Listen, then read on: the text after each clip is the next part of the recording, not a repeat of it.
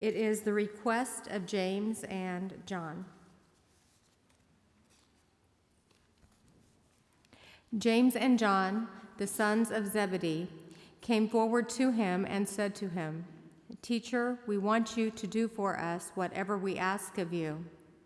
And he said unto them, "What is it you want me to do for you?" And they said to him, "Grant us to sit one at your right hand and one at your left in your glory." But Jesus said to them, "You do not know what you are asking. Are you able to drink the cup that I drink, or be baptized with the baptism that I am baptized with?" And they replied, "We are able." Then Jesus said to them, "The cup that I drink you will drink, and with the baptism with which I am baptized you will be baptized. But to sit at my right hand or at my left is not mine to grant, but it is for those for whom it has been prepared." When the 10 heard this, they began to be angry with James and John. So Jesus called them and said to them, "You know that among the Gentiles, those whom they recognize as their rulers lord it over them, and their great ones are tyrants over them. But it is not so among you. But whoever wishes to become great among you must be your servant, and whoever wishes to be first among you must be slave of all. For the Son of Man came not to be served, but to serve, and to give his life a ransom for many." The word of God for the people of God. Thanks be to God. Let us pray. Gracious God, thank you for the privilege that it is to be gathered in this place around this word today. And I pray as we do that the words of my mouth and the meditations of all of our hearts are pleasing to you, our rock and our redeemer. Amen. So I, as many of you know, have been an avid distance runner for many years. I haven't done it of late. The last couple of years I've been battling some injuries that have prevented me from doing that. But for the better part of 15 years or so, I ran 6 days a week for all those years. And so you can imagine my great joy when years ago, as I was just starting my running career, my great joy when I received as a gift from my big sister, who's also an avid distance runner, right before the birth of our first child, a baby jogger. A baby jogger is a brand name, so it's not just my made-up term, a baby jogger. Baby jogger is a high-tech, lightweight, aerodynamic, chic-looking, all-terrain baby stroller. 3 wheels, 1 in front, 2 in back, and it's every parent runner has one. I was proud to get mine. It's a great way for running parents to get their exercise in and also, be hands-on parents. So we convince ourselves, right? But I literally put hundreds and hundreds and hundreds of miles on this particular baby jogger with every child that came along. Child number 1 got the most workout in the baby jogger. I remember one January day in Centralia. He was probably about a year old, and bundled him up in heavy clothing and strapped him in the 5-point harness, and off we went on a 10-miler. And the baby jogger has a little lid that you can pull back or lay out like that to protect the child from the elements. And so this was over, and I couldn't really see him, but no news is good news. He was quiet. So I get home 90 minutes later, and the mittens had fallen off at some point on the run, and his hands looked like the color of the choir robes. But, no tears, no harm, no foul. The second child came along, and I would run races with her, put her in, run 5K races and 10K races, and would joke that she was always first place in her age group, which was true.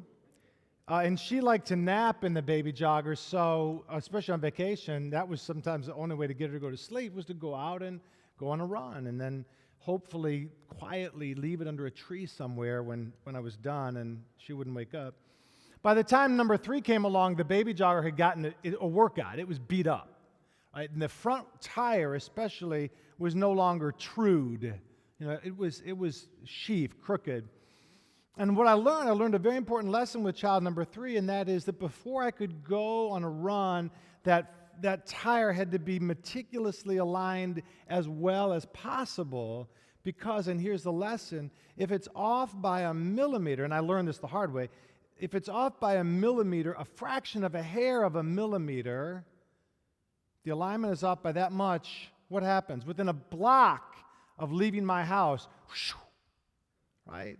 It doesn't matter where you want to go. If that thing isn't aligned, it's going to take you in another direction. And you're never going to end up where you want to go, or you'll be fighting the whole time to keep it back on its course. But alignment, you see, alignment is crucial. It's crucial.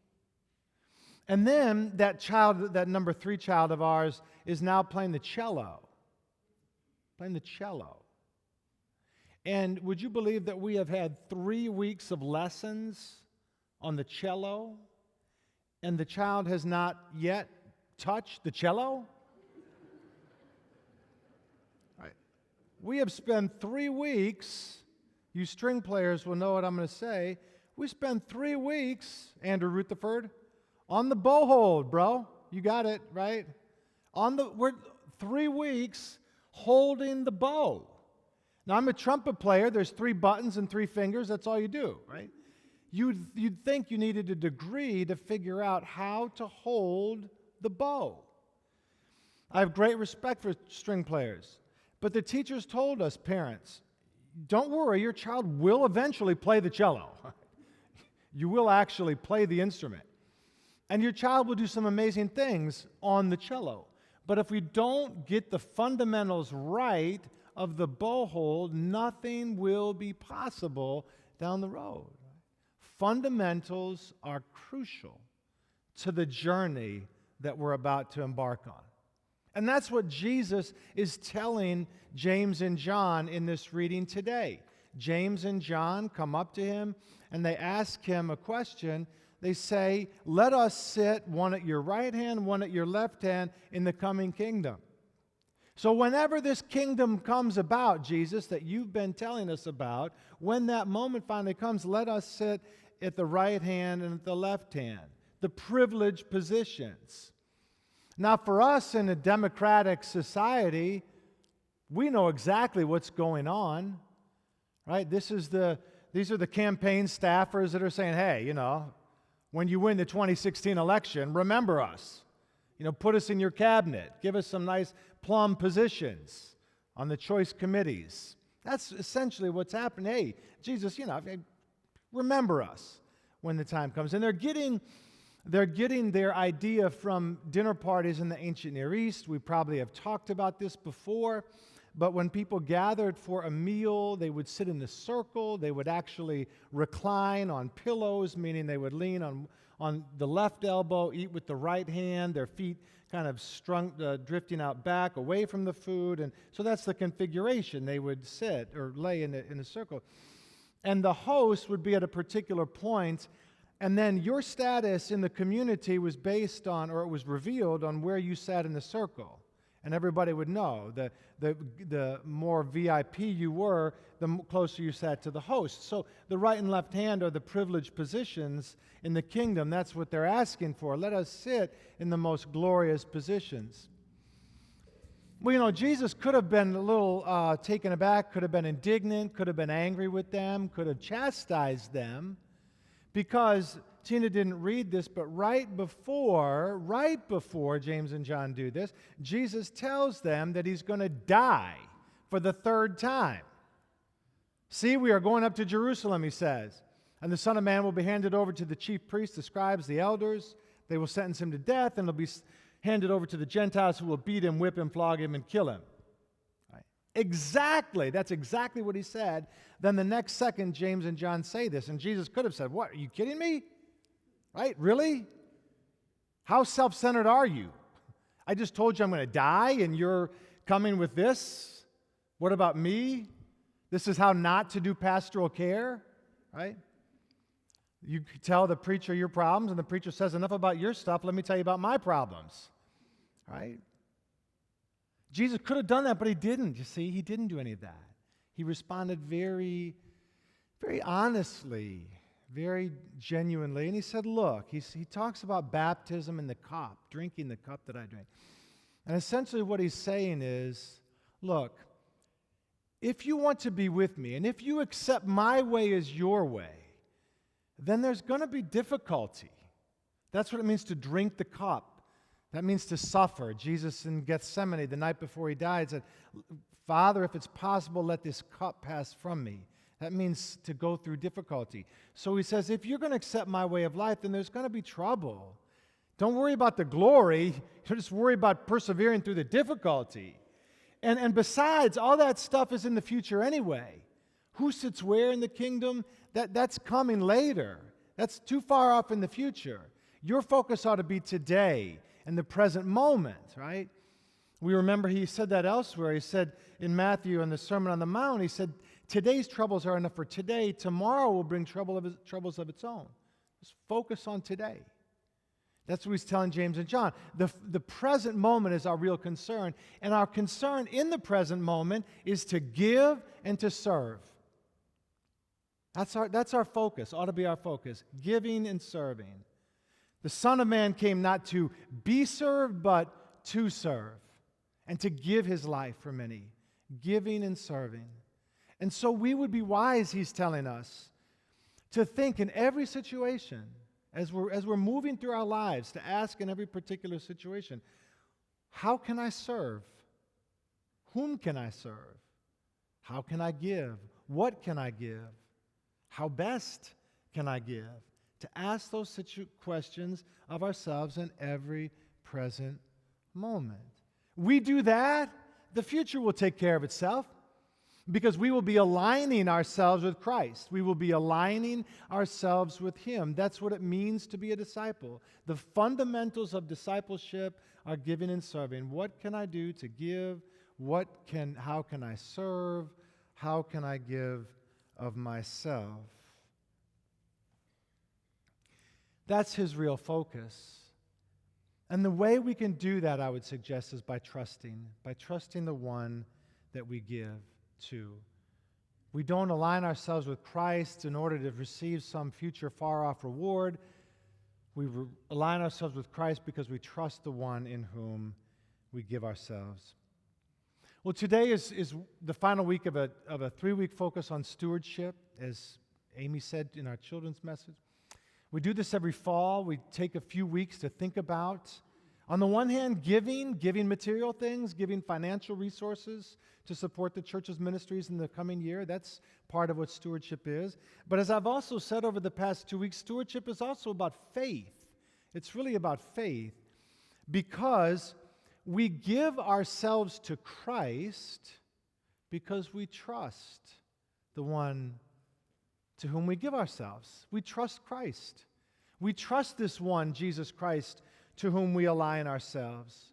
And we trust God in God's mercy and grace and power and strength and redemption given to us through Christ. We align ourselves with Christ and we give ourselves to Him not because of some future far-off reward, not because we're saved from difficulty along the way, but we align ourselves with Christ to unite ourselves with Him now, in this present moment. And because we trust that as we align ourselves with Him now, He will be with us through all of those things that come our way. We align ourselves with Christ because He's the only source of hope we have, real hope. The hope that says, I can stare death and destruction in the face, and still proclaim that this is not the last chapter that's written about this person's life. That's why we align ourselves with Christ, because he's the only one who can do that for us. We trust in him. We trust in him to be there for us and to do those things for us. And it's the same way with stewardship. It's the same way with giving anything. We give because we trust the one to whom we give. So this past week, I sent out an email to about 10 or 12 or 15 people, and I asked one question in that email. And I sent that email to people that I would consider to be the next generation of church givers. So, but what I mean is, I wanted to hear from people who are not necessarily the youngest people in the church, but the people who in the next 20 years and over the next 20 and 30 years will probably be the backbone givers and supporters of the church. You with me? So these are people who are raising young families now, or families now. And I wanted to know what motivates them to give to the church when there's so many other opportunities to give. Because they're probably like me, and you're probably like me too. You get all kinds of charities and nonprofits that are asking you, I see some heads nodding, asking you to consider donations. I sit on a couple of boards in town, and they both say, we expect all of our board members to give to our organization. Now, I 100% agree with that, but I need to limit the number of boards I'm sitting on. I say that half jokingly because my number one board that I sit on is the church. That's my number one. That's for me personally. But I wanted to know from them, when you're given all these opportunities to give, what makes you decide and what motivates you to give whatever it is, how much or little it is, what motivates you to give to the church? And I love asking these questions because I really don't know what's going to come back. But what came back in the answers, though they were varied, was a common theme. And each one of them expressed some level of trust. They give to the church because they trust. One of them said, I give to the church because I believe in the mission, and I trust that the programs are worth my time, talent, and dollars. Another one said, I trust that the church will make sure every penny goes to a good cause. And Lord knows that's really what we hope to do.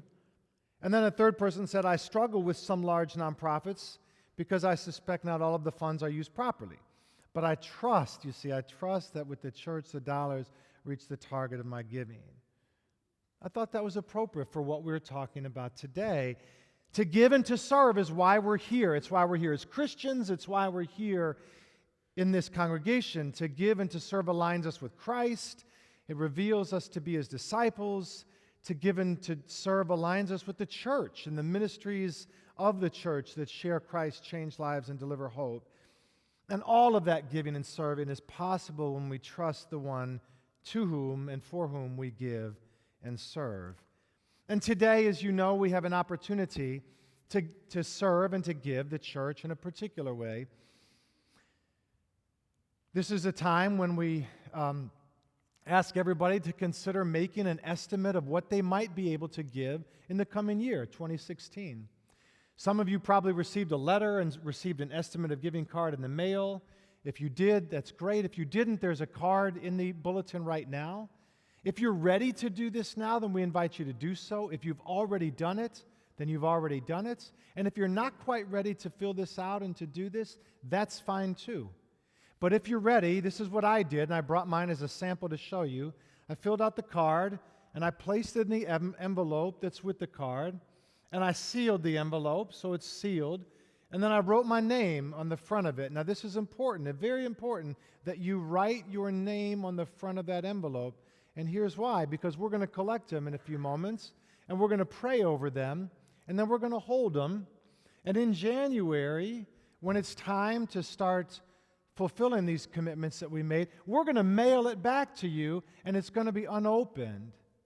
Why is it going to be unopened? Well, because we believe that the discipline of filling something out and signing our name to it is important.